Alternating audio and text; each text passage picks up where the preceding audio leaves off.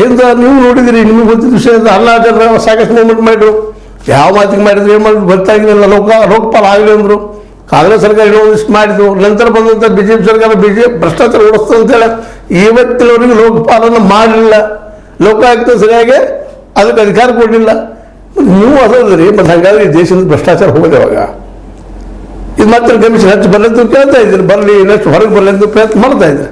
ಇನ್ನು ಇದಕ್ಕೆ ಏನು ಗೊತ್ತಿರಲಿಲ್ಲ ಅಂತ ಅಂದ್ರೆ ಯಾವ ಸರ್ಕಾರಕ್ಕೆ ಬಂದಿರ್ತಾರೋ ಅವ್ರು ಸಜ್ಜನರು, ವಿರೋಧ ಪಕ್ಷದಲ್ಲಿದ್ದವರು ದುರ್ಜನರು ಅಂತ ನಾವು ಅನುಭವ ಏನೋ.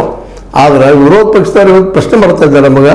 ಜೊತೆಗೆ ಈ ಒಂದು ಗುತ್ತೇದಾರ ಸಾಗಿದ್ರು ಪ್ರಶ್ನೆ ಮಾಡ್ತಾ ಇದ್ದಾರೆ, ನೀವು ದುಪ್ಪರ್ತವಾಗಿದ್ರಿ ಕಮಿಷನ್ನ ಅನ್ನೋ ಮಾತು. ಇದಕ್ಕೇನು ಉತ್ತರ ಕೊಡ್ಬೋದು ನಮ್ಮ CM ಅವರು?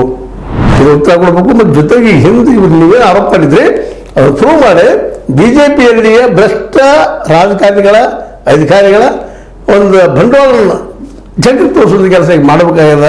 ಜೊತೆಗೆ ನಮ್ಮ ಮಂಜುನಾಥ್ ಅವರು ಆರೋಪ ಮಾಡಿದಾಗ ಈಗಾಗಲೇ ಎಷ್ಟು ಬಾಕಿ ಉಳಿದ ಒಂದಿಷ್ಟು ಕೊಡ್ತಾ ಇದ್ದಾರೆ ಅವರು.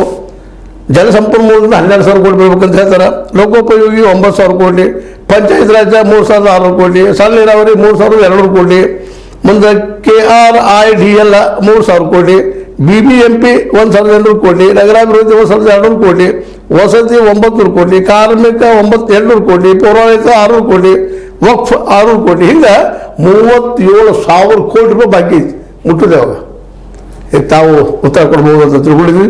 ಇದು ಸುಳ್ಳು ಹೋಗ್ಕೊಂಡು ಹೊರಗೆ ಹಚ್ಚುವಂಥ ತನಿಖೆ ಆಗಿದೆ ಅಂತ ಮತ್ತೆ ಹೇಳ್ತಾ, ಇದು ಲೈಕ್ ಆಗಿರ್ಬೋದು. ಲೈಕ್ ಮಾಡಿ, ಶೇರ್ ಮಾಡಿ, ಕಮೆಂಟ್ ಮಾಡಿ, ಜೊತೆ ಸಬ್ಸ್ಕ್ರೈಬ್ ತಿಳಿಸ್ಬಂದ್ರೆ H60 ನ್ಯೂಸ್ ಅಥವಾ ದೇಶ ಸತ್ಯದ ಕೈಗೆ ವಂದನೆಗಳು.